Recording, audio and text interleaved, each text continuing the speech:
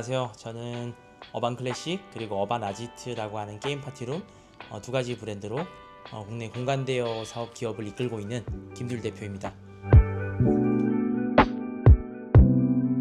저는 입사를 이랜드 그룹 공채로 했어요. 회사에서 준 첫 번째 직무가 뭐였냐면 상권 출점 업무였어요. 7년 정도 하면서 제가 많은 이제 자영업 사장님들을 만나 뵙게 됐죠. 근데 이제 뭐 다양한 스토리가 있겠지만 결국에는 제가 만난 분들은 공교롭게도 다 은퇴한 분들이었어요. 그래서 직장 생활 끝에 뭐가 있는지를 제가 직장 생활 신입 때부터 계속 본 거죠. 은퇴하면은 이렇게 다들 창업을 하시는구나.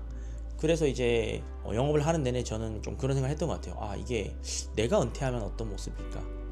그런 생각을 하면서 줄곧 회사를 다녔는데 제일 어려웠던 게 생활연금이 좀 많이 부족하더라고요. 어떻게 살았냐면 눈물 날라 그러는데 좀 부끄럽지만 저는 우리 애기들 육아용품 무료 나눔도 많이 이용하고 그 정도로 어쨌든 아끼면서 살 수밖에 없는 환경이었고, 이대로 가다가는 정말 애들한테 미안해지겠다 라는 생각이 들어서 뭐라도 해야 된다는 생각이 드는 찰나에 그때쯤에 이제 비트코인 막 업비트 막 생기고 막 그랬을 때요. 이 좋은 걸 우리만 할 수 없다. 그럼 이제 장모님한테 이 얘기를 합니다. 정말 최악이다. 원래 장모님동까지 해서 7천 들어갔던 게 거의 한 9천까지 갔어요. 1억까지도 가려고 막 이랬어요. 그러니까 저는 제 입장에선 오히려 더 사야 되나? 라는 생각을 하고 있었는데 아시는 분은 아시는 박상기의 난이라고 있어요. 그때 당시에 되게 유명했던 건데, 제가 그때 회사에서 홍콩인가 이렇게 포상휴가를 보내줬어요. 근데 홍콩에 가는 비행기를 타기 전에 분명히 제가 잔고를 봤을 때 9천 얼마였는데 비행기가 내렸더니 5천인 거예요. 4천이 사라진 거예요. 3천? 2천? 1천? 7년을 우리 애들 육아용품도 무료 나눔 받아 입혔을 만큼 처절하게 아껴서 살았는데 빚까지 생기는데 걸린 시간이 1년도 안 되는 겁니다. 그때 저희가 울었어요. 새벽에 깨가지고 부부가 끌어안고 진짜 엉엉 울었습니다. 우리 어떡하지? 그러니까 전 드리블 됐다라고 표현을 하는데요. 저는 그렇게 막 사업을 할 만큼 대단히 용기가 있는 사람도 아니고요. 아마 저는 그 사건이 없었으면 사업을 하지 않았을까? 하지 않지 않았을까? 안 했을 거다라는 생각이 드는데, 여튼 그때는 뭐라도 해야 되는 시기였어요. 그래서 부업을 안 할 수가 없었어요. 쿠팡플렉스 알바도 하려고 물류 돌아다니고 일종의 대리운전 같은 거죠. 뭐 그런 것들도 하고, 그때 공인중개사 자격증을 2018년도에 취득을 하게 되는데, 그래서 그 방법을 한번 가르쳐보자. 공인중개사 자격증 빨리 따는 방법. 그때 이제 제가 강의 소득으로 막 50만 원? 유의미한 소득을 막 거두기 시작하면서 또 새로운 걸 뭘 하지라고 아이템을 막 찾았어요. 제가 살던 동네에 아는 동생이 있었는데 갈치 원무를 다룹니다. 이거 우리 온라인으로 팔아볼까? 막 네이버 밴드 뭐 이런 데 올려가지고 막 팔았죠. 업장 잠깐 열었다가 한 3개월 하다가 망했는데, 보일러 유통 사업을 하자. 이건 상당히 유의미했고 매출도 꽤 나왔는데 같이 했던 그 동업자의 횡령으로 끝납니다. 카페 프랜차이즈를 해보자. 이것도 건너편 알던 지인이 하던 카페인데 이 브랜드를 샵인샵으로 넣자. 그럼 망하진 않아서 돈을 벌긴 벌었습니다. 벌긴 벌었는데 스탑되고, 그러다가 우연히 발견하게 된 아이템이 제 공인중개사 수업에 들어온 수강생이 홍대에서 파티룸을 하고 있다는 거예요. 그래서 이제 가봤죠. 한번 가봤는데 당시에 그 파티룸이 보잘게 없었어요. 한 5평 되는 원룸에 그냥 뭐 인형 잔뜩 갖다 놓고 파티룸인데 그게 무슨 뭐 100, 200씩 번다는 거예요. 그리고 거기를 꾸미는 데 들어간 돈이 200만원, 250만원? 근데 이게 단데 혹시 이 50만원 월세 못 내면 어떡하지? 막 이런 두려움이 있는 거예요. 그래서 이거를 저는 동업을 합니다. 동업이라는 게 사실상 이게 역할이 잘 안 나뉘고 하면 서로 원망 생기고, 당연히 이제 망했죠. 첫 사업장을. 그거를 이제 망하면서 제가 뭘 배웠냐면 공간 사업은 안 망한다는 걸 배웠어요. 망했는데 무슨 말이냐면 망하고 나서 열어보니까 망한 게 없더라고요. 왜냐면 보증금은 돌아왔죠. 10만원짜리 예약이 한 달에 한 대여섯 개 들어오면 월세는 내거든요. 한 달 내내 비어있는데도 월세는 내네? 이런 사업이 없잖아. 제가 찾은 기회. 쉽게 안 망하는구나 이게. 제가 직영 9호점까지는 와이프랑 둘이서 공사를 했어요. 그러니까 반셀프도 아니야. 그냥 셀프야. 도장 제가 하고요. 뜨거워 막 이러면서 막 전기 이거 다 하고요. 목공은 제가 못해요. 근데 보면은 목공 표현도 들어갔는데 빵꾸가 나 있네 이렇게. 그러면 이제 망사 붙이고 빠데 있어요. 빠데 퍼티 발라다가 보완하고 밀고요. 제일 기억에 남는 거는 부천점인데 그때 제가 와이프랑 거기를 오픈하다가 허리가 나갔었어요.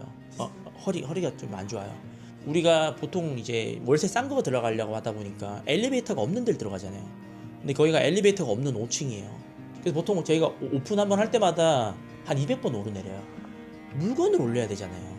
근데 허리가 나갔어요. 그래서 와이프가 옮겼어요. 예, 여러분 결혼을 잘해야 됩니다. 큰일 납니다 진짜. 5층 건물에 테이블 없고 올라오는 일이 생깁니다. 거기서 우리 아이 생일 파티도 했었고요. 지금 안 하는데 드레스 파티로 해보자 하고 와이프 드레스 입혀놓고 밖에서 사진도 찍어보고 잔디도 깔고 저희가 그리고 와이프랑 항상 오픈할 때마다 그때 페인트 칠하기 전에 이렇게 적어요. 몇 월 며칠 어반클래식 이러면서 사진 탁 찍고 이날을 추억하자. 지점마다 다 찍었습니다. 저희가 오픈할 때는 하고는 이제 사진 하나 찍고 싹 칠하고 싹 덮어버리고. 근데 우리가 이런 걸 다 해다 보니까 좋은 건 뭐냐면 가식이 아니라 진정성 있는 이 작업자들에 대한 친절함이 나와. 얼마나 고마워. 내가 이거 해봤거든. 내가 이거 퍼티 해봤고 타일 해봤거든. 얼마나 고마워. 저희도 그분들을 좋아하고 근데 그분들도 저희를 좋아하는 게 서로 너무 고마운 거예요. 그렇게 하다 보니까 저희가 되게 좋은 업체를 많이 갖고 있다라고 저희 자부합니다. 저희 지점이 한 5호점을 넘어갈 때쯤이었어요. 그 부천점을 예약한 고객 한 명이 예약 과정에서 이런 메시지를 보내요. 사장님 잘 부탁드릴게요. 그러면서 메시지가 저희 친구들과 제가 1년에 단 한 번 숨 쉬는 날이에요. 근데 이걸 보는데 제가 그때 뭘 느꼈냐면 우리가 하고 있는 게 물론 사람들은 폄하할 수 있어요. 술 먹고 떠드는 공간 대여해주는 게 뭐 그렇게 대단한 일이냐 할 수 있지만 맞다. 청년들이 공간이 없지. 저도 20대 뿐만 아니라 30대 초반까지 전 지하에 살았거든요. 햇볕을 본 적이 없어요. 집이 가난한데 상경해가지고 서울에서 공부했으니까 돈이 없으니까 당연히 반지하행이에요. 그 기생충 보면 나오는 화장실 있잖아요. 화장실 변기가 하나 올라가 있어. 제가 그런 집에 살았거든요. 근데 이제 이 친구들이 너무 이해가 되는 거예요. 현 시대에 젊은 사람들이 주거 공간이 넓을 수가 없어요. 지금 서울 아파트 값이 평당 1억 원 막 이러고 있잖아요. 그러면 대부분 아마 저처럼 작은 공간에서 거주를 할 거란 말이에요. 그러면 얼마나 답답하겠어요. 전 그 문자에 이렇게 다 느껴지는 거야. 1년에 한 번 숨 쉬러 나온다. 그래서 제가 그때 우리 사업 정의를 어떻게 정의를 내렸냐면 우리는 청년 거실을 제공하는 사업이다 라고 선언하고 제가 뭘 약속했냐면 어반클래식은 지하에 들어가지 않아. 아무리 커도 아무리 뽀송뽀송하다고 해도 지하에는 안 들어가. 그래서 진짜로 어반클래식 지하에 없어요. 근데 어반클래식이 안 들어갔던 이유는 다른 거 없어요. 청년들에게 거실 공간을 제공하자 이걸로 정했기 때문에 거실은 지하에 있으면 안 돼. 그러니까 이런 종류의 고집으로 연결이 된 거죠. 어반클래식은 그래도 파티룸 사업하는데 뭔가 그래도 철학이 있다. 가치관이 있다. 좀 알아봐 주시는 분들은 알아봐 주시지 않을까. 저는 우리 회사가 이런 회사가 되면 좋겠다는 생각을 했어요. 성공하기 위해 최선을 다해주는 회사. 이 사람의 성공을 위해서. 저희 점주님들은 그건 100분 공감하실 거예요. 저희가 물건 아무 데나 안 들어가요. 점주님 이상한 거 찾아오면 최근에도 그런 일이 있었어요. 점주님이 물건을 본인 취향으로 찾아와. 테라스가 있대. 예뻐서 하고 싶대. 근데 제가 볼 때는 평수 대비 월세가 좀 과해. 근데도 막 하고 싶대. 점주님이 선택했으니까 점주님 알아서 하세요 하고 오픈해줘도 돼요. 그런데 제가 이거를 현장에서 교육해 가면서 시간을 좀 더 가지시죠. 시간을 좀 더 가지시면 또 좋은 매물이 있을 수 있으니까 이렇게 할 수 있는 이런 과정들 자체가 저희가 이런 창업 진행 과정에서 진정성을 많이 담고 있다라고 저는 자부를 하거든요. 근데 아는 게 없는 사람이 교육하면 안 되잖아요. 그래서 제가 먼저 좀 많이 배우고 제가 먼저 좀 여러 가지 실험들을 통해서 증명해내고 나서 가르치는 사람이 되는 것.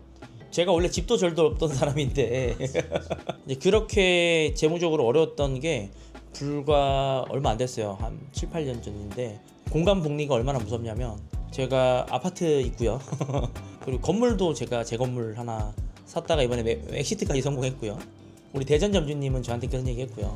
자기는 한 달에 한두 번 현장 가보고 1,000만 원도 벌고 이건 진짜 믿기지가 않는다 막 이런 이야기. 저한테 되게 보람 있는 이야기였고, 그리고 우리 수원 점주님은 오픈하기 전에 남편이 걱정 많이 했는데 오픈했더니 부부 사이가 좋아졌다. 뭐 그런 고백들? 그런 고백들 되게 좋은 것 같고. 그런 분들을 모시고 싶다 하는 대표님만의 기준이 있으신가요? 물론 저희가요 상대적으로 할 게 없는 사업은 맞습니다.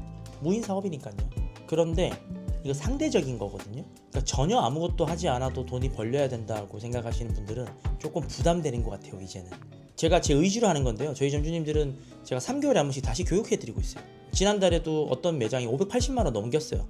3월인데. 그래서 그 매장에서 잘된 사례를 추출해서 교육을 또 해드려요. 이미 한 분 생겼어요. 적용해서 성과 내시는 분이. 저희는 비교로 들어가면은 저희 업종 진짜 좋은 업종이에요. 그런데 이걸 뭐 절대평가로 들어갔을 때 이게 쉽다라고 저는 생각하지 않아요. 물론 회사가 많은 부분을 시스템화하고 구조화해서 도와드리지만 본인의 노력, 그걸 열심히 다하겠다. 그리고 공간 사업 시작하면서 사업을 제대로 배워보겠다. 이런 분들이 많이 합류해 주시면 좋지 않을까? 그런 생각하고 있습니다.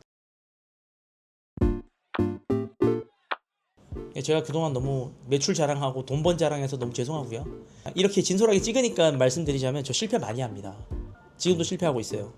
근데 유의미한 결과들이 나오는 걸 보니까 저는 또 그런 깨달음을 얻게 됐어요. 제가 아까 갈치부터 해가지고 앞치마 판 거, 보일러, 대리운전, 택배, 상하차 뭐 이런 것도 다 해봤으니까. 근데 이런 것들이 무의미하지 않았던 게 하다못해 정신력이라도 강화되고요. 유통을 했다 그러면 판매 능력, 상세 페이지 능력이 하나라도 개발이 돼요. 그 과정 중에 얻는 것들을 쌓아 나가는 게 어쩌면 인생이 아닌가. 그리고 그러다가 운이 좋아서 허락되는 게 성공인 것 같은데 그냥 가면 된다. 그냥 일을 하면 된다. Just do 일 하면 된다. 그냥 해 나가다 보면 언젠가는 보람 있는 일들이 생기고 언젠가는 실패가 만회되지 않나? 그런 메시지를 드리고 싶습니다.